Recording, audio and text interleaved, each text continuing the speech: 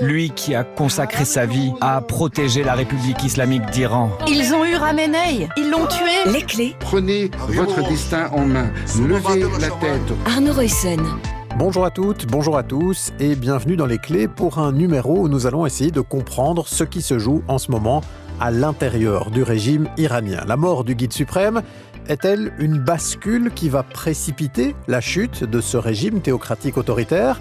Ou bien ce régime peut-il se maintenir et perdurer malgré les attaques des États-Unis et d'Israël qui a déjà tué une partie de ses cadres et malgré la défiance aussi d'une très large partie de la population ? C'est ce que nous allons analyser dans cette émission en commençant par revenir sur les frappes qui ont décapité la République islamique. La première, les clés.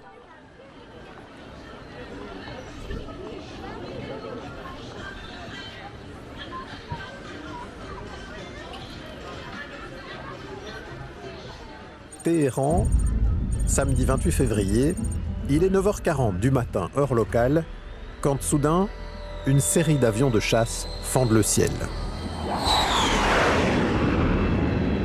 Des avions israéliens qui ont su déjouer la défense antiaérienne et viennent larguer en quelques secondes à peine une trentaine de bombes sur un complexe immobilier dans lequel se trouve notamment l'ayatollah Ali Khamenei, le guide suprême de la révolution islamique. Cette attaque, ou en tout cas la possibilité de mener une telle attaque, elle est en réalité en préparation depuis plusieurs mois.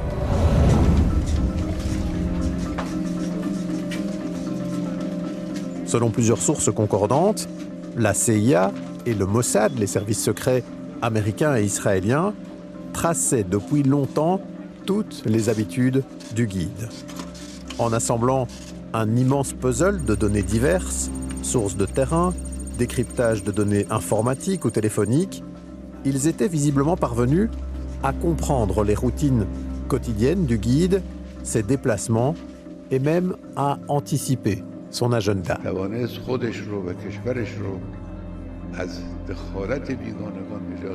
Avec l'idée d'identifier les rares moments de vulnérabilité, rares parce que le guide se sait menacé, qu'il fait l'objet d'une intense et permanente protection, qu'il vit et dort dans un bunker à l'abri des bombes. Mais ce samedi matin est précisément un de ces moments de vulnérabilité. Les services de renseignement américains et israéliens qui croisent leurs données avaient pu établir qu'une réunion était prévue entre plusieurs hauts responsables de la sécurité, une réunion à laquelle devait participer le guide suprême Ali Khamenei. Dans un contexte où qui plus est, des pourparlers sur le nucléaire étaient toujours officiellement en cours avec les États-Unis, ce qui laissait peut-être penser au régime que le moment n'était pas particulièrement critique.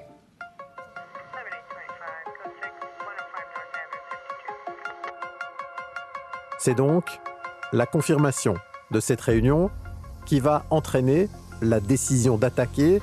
Des avions décollent du territoire israélien et vont aller frapper le guide suprême ainsi que plusieurs hauts dignitaires du régime dans une opération éclair qui lance une offensive militaire plus large.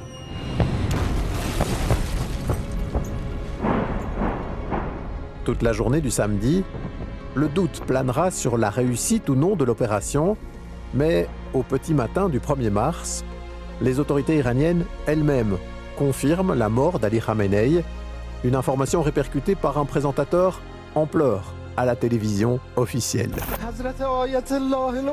L'ayatollah Ramenei est mort en martyr. Lui qui a consacré sa vie à protéger la République islamique d'Iran. Une annonce qui va susciter des réactions tout en contraste dans le pays. Si certains pleurent le guide et crient vengeance, d'autres, en particulier chez les jeunes, sortent dans les rues dès l'annonce pour célébrer ce décès. Ils n'hésitent pas à danser ou allumer des feux d'artifice pour célébrer ce qu'ils espèrent être une libération pour le peuple iranien.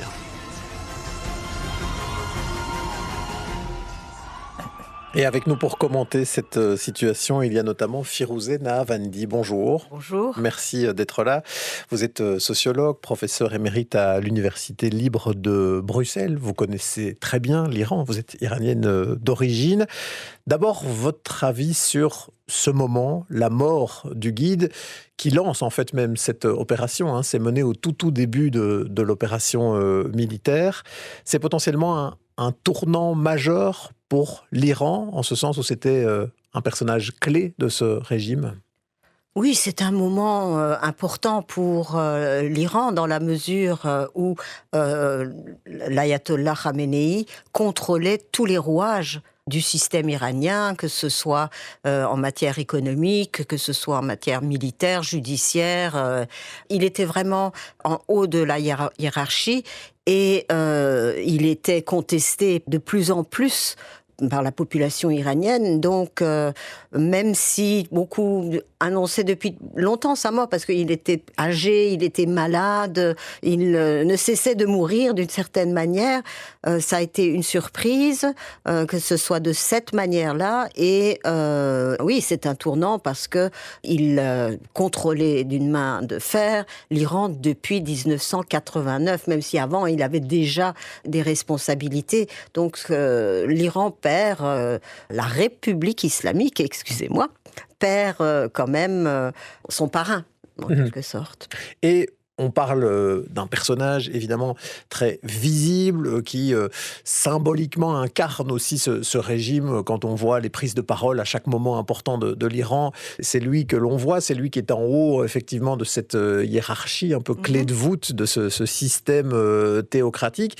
Mais c'était vraiment le chef, on peut le dire comme ça. C'est quand même au départ de lui qu'étaient prises toute une série de grandes décisions stratégiques pour l'Iran aujourd'hui. Oui, je pense qu'à tous les niveaux, c'était lui qui avait le dernier mot, que ce soit dans les transactions et les négociations sur le nucléaire, où il avait quand même cédé pour que les négociations aient lieu. Je parle de 2015. Il n'était pas d'accord, mais il s'était rendu compte qu'il n'y avait pas vraiment le choix, que ce soit pour les soutiens aussi au proxy, que ce soit pour l'organisation économique de manière générale. C'était vraiment lui qui avait le dernier mot, d'autant plus qu'il était soutenu et qu'il contrôlait le corps des gardiens de la Révolution, qui n'avait de compte à rendre à personne sauf à lui, dont les comptes étaient opaques mais peut-être visibles par lui, qu'il contrôlait de la même manière les fondations charitables, donc une partie encore de l'économie. Donc c'était vraiment un personnage central et qui d'ailleurs, c'est vrai, vous avez raison, même physiquement, et depuis le temps qu'on le voyait, et surtout depuis le temps que les jeunes générations le voyaient, parce qu'ils n'avaient vu que lui, en quelque sorte, c'était une clé de voûte. Oui, une forme d'incarnation presque de cette République islamique. Et puis, il ne faut pas oublier, même son physique, avec le bras qu'il avait perdu lors d'un attentat. Enfin, c'était un personnage qui percutait. Alors justement, faisons peut-être un peu d'histoire dans cette émission pour comprendre aussi d'où vient ce rôle du guide suprême et à travers cela, comprendre un peu l'organisation de ce régime de la République islamique. Et pour ça, on va accueillir un historien aussi dans cette émission. Bonjour Jonathan Piron. Bonjour. Vous êtes donc historien spécialiste de l'Iran, chercheur notamment au GRIP et chez Etopia. D'où vient ce rôle du guide suprême et comment est-ce qu'on peut définir en fait ce rôle du guide suprême de la révolution islamique, intrinsèquement lié à la révolution même qui a mis en place cette République islamique en 1979 ? Alors, c'est une construction politique qui a été proposée par l'ayatollah Khomeini dans les années 60 et 70, surtout, qu'il a théorisé dans différents livres, et qui propose en fait ce qu'on appelle le principe du gouvernement du docte ou du jurisconsulte, en persan c'est le Valayat Fakhri, et dans lequel justement alors il y a cette lecture inédite en fait dans le chiisme du pouvoir qui serait incarné justement par un religieux. Et en fait, c'est une définition qui ne fait pas l'unanimité au sein du clergé religieux chiite, où beaucoup, notamment dans les autres ayatollahs, considèrent que les religieux n'ont pas à s'occuper de politique et qu'ils doivent en fait avoir un rôle quiétiste. Or, Khomeini a justement proposé cette innovation qui s'inspire d'éléments qui se retrouvent déjà dans l'histoire en fait politique de l'Iran, notamment à la suite de la révolution constitutionnelle de 1906, où il y avait déjà des propositions d'application des religieux, mais qui ici va beaucoup plus loin parce qu'en fait, c'est lui donner l'ensemble des pouvoirs sur le régime iranien. Comme l'a précisé le professeur Nahavandi, le guide de la révolution est présent dans tous les processus de décision, dans la nomination, même aussi parfois des personnes qui se retrouvent dans l'audiovisuel ou dans certaines grandes institutions sociales de l'État. Et ici, en plus, il a cette particularité, c'est qu'on retrouve des éléments dits républicains à l'intérieur du régime iranien, avec des élections qui sont organisées de manière régulière, mais où tout est contrôlé par les structures et les institutions alors qui sont aussi désignées par le guide. Donc si vous avez un parlement qui est élu, ces décisions, ces lois sont validées par un conseil des gardiens dont les membres en fait sont désignés directement ou indirectement par le guide. Et donc il a un verrou institutionnel en fait sur l'ensemble des structures, ce qui fait en fait justement la particularité un peu inédite en fait de la dictature iranienne, c'est que si on a des élections régulières, il y a quand même un verrou qui existe avec une décision aussi qui à chaque fois est emportée par le guide. Néanmoins, même si c'est un chef religieux, parce que c'est aussi une imposition dans la structure, ce n'est pas un chef religieux qui fait l'unanimité au sein du chiisme. Il y a toute une série de tensions. D'ailleurs, Ali Khamenei, quand il a été élu à la suite de la mort de Khomeini, n'avait pas le titre d'ayatollah, il était d'un degré inférieur, ça a amené beaucoup de critiques. Et aujourd'hui, c'est vrai que certains chiites le pleurent, mais ce n'était pas la figure monumentale du chiisme, c'est plutôt des personnages comme l'ayatollah Ali Sistani, qui se trouvent en Irak, en fait, qui sont considérés comme étant vraiment des leaders religieux. Donc ça, c'est important à bien comprendre pour ce qui est de ce rôle, avec ce verrou dont vous parlez, des formes de droit de veto qu'il a sur des décisions qui peuvent être prises, la possibilité d'arbitrer aussi d'éventuelles tensions entre le politique, le judiciaire, le religieux, ce qui le met de facto dans une position surplombante de l'ensemble du régime iranien. Tout ça, évidemment, lui confère un pouvoir très important. Il y a une institution quand même que vous venez de citer tous les deux, et je pense que c'est bien qu'on s'y arrête un petit instant, c'est ce corps des gardiens de la révolution. Parce que j'ai l'impression qu'on ne peut pas comprendre vraiment l'organisation du régime et le pouvoir aussi du guide sans comprendre ce que joue comme rôle ce corps des gardiens de la révolution en Iran. Est-ce qu'on peut l'expliquer en quelques mots, Jonathan Piron ? Alors, à la base, le corps des gardiens de la révolution, il a été créé suite à la révolution de 1979. Dans un premier temps, pour être en fait le bras armé du régime, parce que Khomeini n'avait pas du tout confiance dans l'armée régulière, qu'il considérait comme étant encore remplie d'éléments favorables au régime impérial. Et donc, petit à petit, le corps de la gardien de la révolution va prendre une place de plus en plus prépondérante à l'intérieur de l'Iran, avec notamment le conflit en Irak dans les années 80, où il va aller faire ses armes, en fait, sur le conflit. Et aussi, petit à petit, dans les années 90 et 2000, avec toute série d'autres attributions qui lui sont confiées, notamment dans la reconstruction du pays à la suite de la guerre avec l'Irak, avec donc une présence dans le secteur économique, industriel, où ils deviennent en fait un conglomérat financier monumental, en fait, incontournable en Iran. C'est un État dans l'État, mais qui ne dépend que du guide de la révolution. Il y a une espèce de lien de fidélité, en fait, qui se fait entre les deux, et aussi bien le guide dépend du corps des gardiens de la Révolution que le corps des gardiens de la Révolution dépend du guide. Il y a donc une fidélité, une même assise idéologique, avec aussi de plus en plus un fort sentiment nationaliste qui se retrouve. Et donc, ce sont en fait des éléments qui aujourd'hui sont prêts à défendre jusqu'à la mort en fait le système, parce qu'ils savent aussi que leur survie même en tant qu'institution dépend du maintien du régime iranien. Et ce corps des gardiens de la Révolution, qui lui aussi a perdu dans les frappes une série de ses cadres, il reste là, aujourd'hui, et bien là. C'est plusieurs centaines de milliers, il me semble que je lisais 250 000 personnes, ce corps des gardiens de la Révolution. Donc c'est une structure très très importante qui pèse en Iran, qui a des moyens et financiers et militaires. Et donc on se dit qu'il ne suffit pas d'enlever quelques responsables pour se débarrasser, entre guillemets, de cette importante composante du régime iranien. Tout à fait. Il est présent en fait dans l'ensemble des rouages de l'État. Et d'ailleurs, on voit qu'il y a un renouvellement assez rapidement en fait, qui est réalisé. Déjà l'année dernière, au moment de la guerre de 12 jours, où toute série de hauts responsables avaient été tués, ils ont été très vite renouvelés. Et ici, on voit également que le dirigeant du corps des gardiens, qui a également été tué dans les frappes, a été remplacé. Et d'ailleurs, il a été remplacé par un plus dur, en fait, que ceux qui existaient auparavant, Vahidi, qui d'ailleurs est recherché par la justice internationale pour avoir participé à un attentat contre l'ambassade d'Israël en Argentine en 1994. Et donc, quand on entend tout cela, Firouzeh Nahavandi, on se dit que une lecture un peu basique qu'on pourrait avoir, d'ailleurs peut-être en regardant ce qui s'est passé au Venezuela avec Nicolas Maduro aussi récemment, de se dire si on tue le leader qui est par ailleurs un leader contesté par une partie importante de sa population, on a vu les manifestations très importantes de ces derniers mois, la façon dont elles ont été réprimées, se dire qu'il suffirait de se débarrasser du leader pour faire émerger autre chose en Iran. Quand on entend ce que vient d'expliquer Jonathan Péron, ce que vous expliquiez, c'est pas du tout aussi évident que ça. Non, c'est pas du tout évident. Si on poursuit la comparaison, l'Iran, ce n'est pas du tout le Venezuela, où d'une certaine manière, il y a eu un deal à la Trump, puisque rien n'a changé. Et ce qui m'inquiète un tout petit peu d'ailleurs maintenant, c'est que j'entends Trump dire qu'il va peut-être commencer à négocier, je ne sais pas avec qui, mais avec le remplaçant peut-être de Khamenei. Mais non, c'est un régime qui est en place depuis 1979, qui a des institutions solides. C'est un islamisme institutionnalisé, comme j'ai l'habitude de le dire.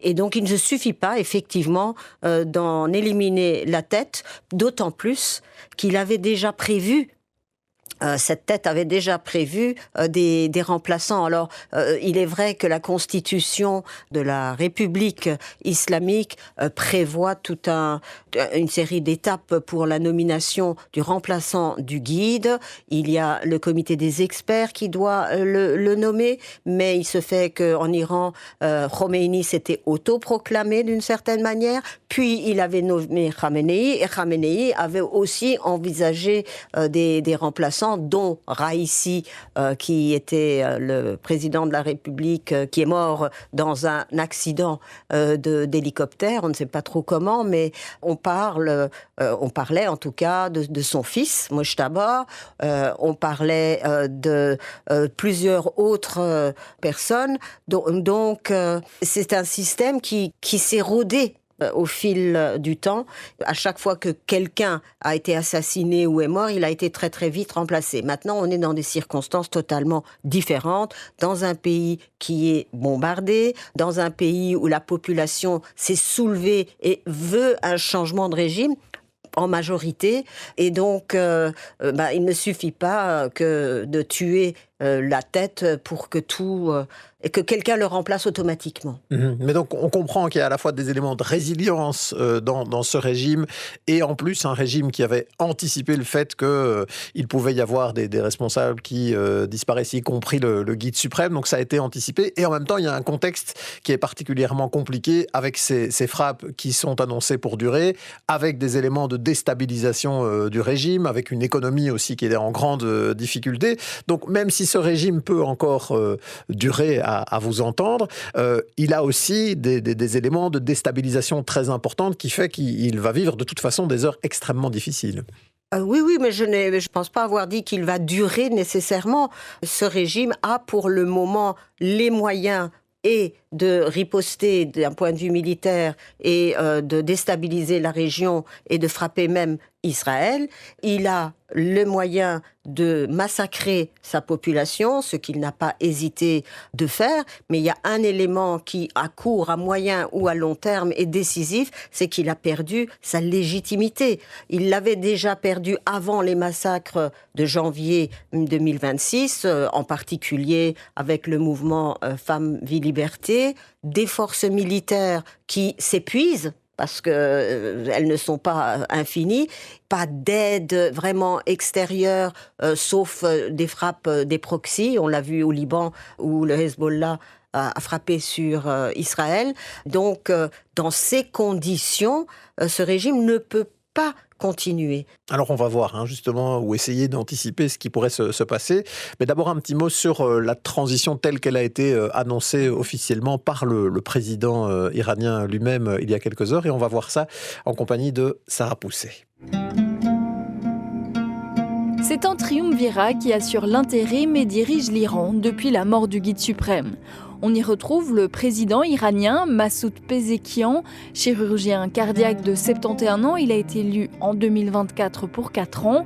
Il est considéré comme réformateur, voire l'un des plus modérés à ce poste. Deuxième membre de ce conseil de direction intérimaire, Gholam Hossein Mohseni. C'est le chef du pouvoir judiciaire iranien, donc c'est lui qui ordonne les actes de répression, de torture ou les exécutions commises par le gouvernement. Lui, par contre, fait partie de l'aile dure du régime. C'est un religieux chiite nommé à son poste par Khamenei il y a 5 ans. Il fait partie de la liste des successeurs potentiels au guide suprême. Et enfin, le dernier pilier de ce conseil est l'ayatollah Ali Reza Arafi. C'est un homme d'une 60aine d'années, moins connu que ses 2 collègues. Il dirige le centre de gestion des séminaires chiites d'Iran. C'est aussi un membre du Conseil des gardiens de la Révolution et de l'Assemblée des experts qui doit élire le prochain guide suprême. Tous les 3 sont aussi accompagnés par Ali Lariani, un homme de confiance de Khamenei. Il est à la tête du Conseil suprême de la sécurité nationale, c'est-à-dire le plus haut organe de sécurité en Iran, et c'est lui aussi qui a piloté la répression des manifestations début janvier. Dimanche, il a présenté les étapes de la transition avant de nommer un nouveau guide suprême. Et justement, qui sera ce nouveau guide suprême ? Eh bien, c'est une question encore en suspens. Dans tous les cas, ce successeur devra être un haut dignitaire chiite et convaincre l'Assemblée des experts, c'est-à-dire un groupe de 88 théologiens élus au suffrage universel par la population et qui nomment donc le guide suprême.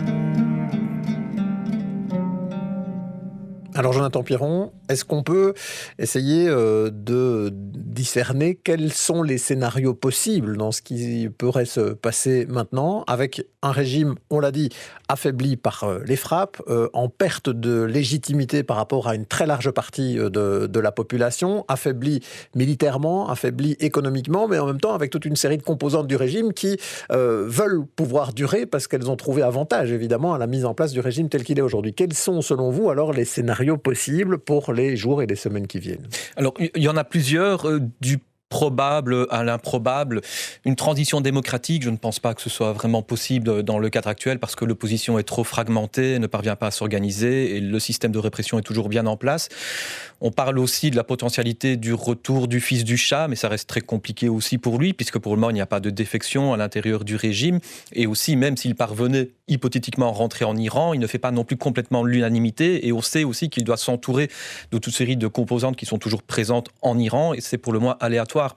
Alors, la situation, ce serait que le régime parvienne quand même à se maintenir, mais il faut voir dans quel choc aussi il parviendra à se maintenir, comment est-ce qu'il peut absorber une opération qui va durer longtemps. Et donc, on serait plutôt en fait dans la situation où il y aurait la nomination d'un nouveau guide.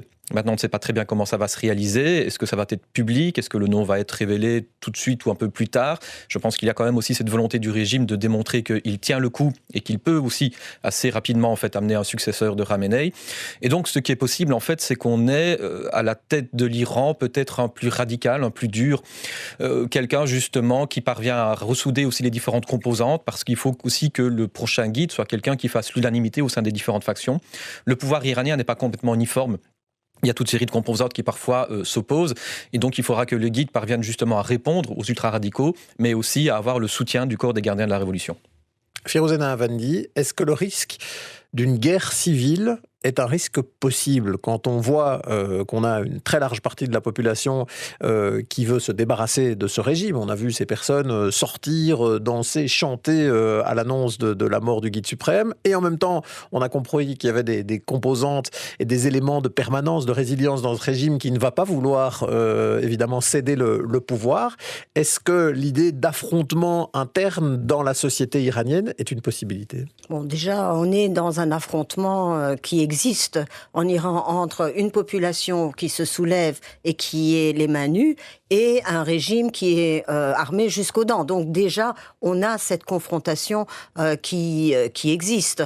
Après, quand on parle de guerre civile, et en particulier quand on parle d'un pays multiethnique comme l'Iran, souvent on pense à une confrontation entre différentes régions et différentes ethnies.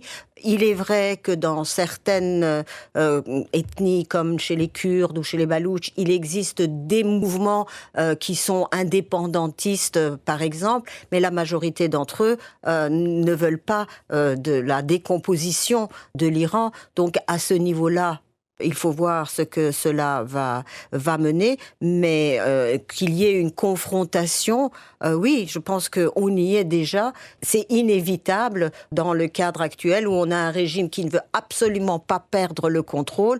C'est sa survie. Et donc même si les différentes composantes de ce régime, dont d'ailleurs les membres du corps des gardiens de la Révolution, ont placé leur argent à l'extérieur, que leurs enfants et leurs familles sont déjà à l'extérieur, ils ne vont pas laisser le pouvoir tel quel. Et je reviens à ce que je disais tout à l'heure, la possibilité, qui est un cauchemar pour les Iraniens, mais d'un deal entre Donald Trump et un membre du corps des gardiens de la Révolution, je ne sais pas qui reprendrait la situation et qui ouvrirait les portes de l'Iran à d'autres accords commerciaux. Oui, donc pour vous, le discours de Donald Trump sur la liberté, la démocratie en Iran ne vous convainc pas, et l'exemple vénézuélien, où là finalement on a laissé le même régime, mais après avoir mis un dictateur de côté et en dealant avec ses successeurs, vous laisse penser qu'il y a peut-être pas, voire pas du tout cette idée de favoriser une alternative démocratique en Iran?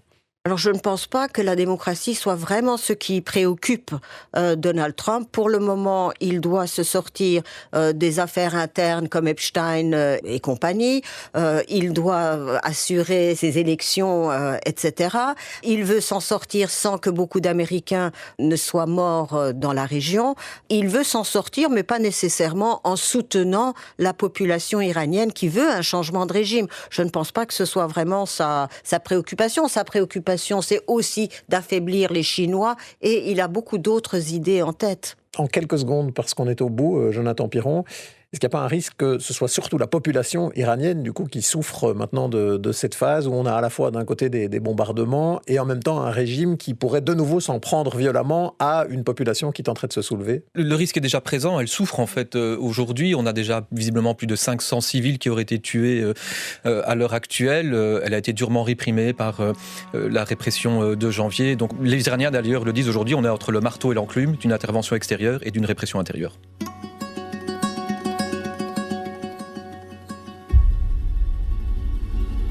Une population entre le marteau et l'enclume, avec un conflit qui, au-delà de l'Iran même, déstabilise aujourd'hui une bonne partie du Moyen-Orient.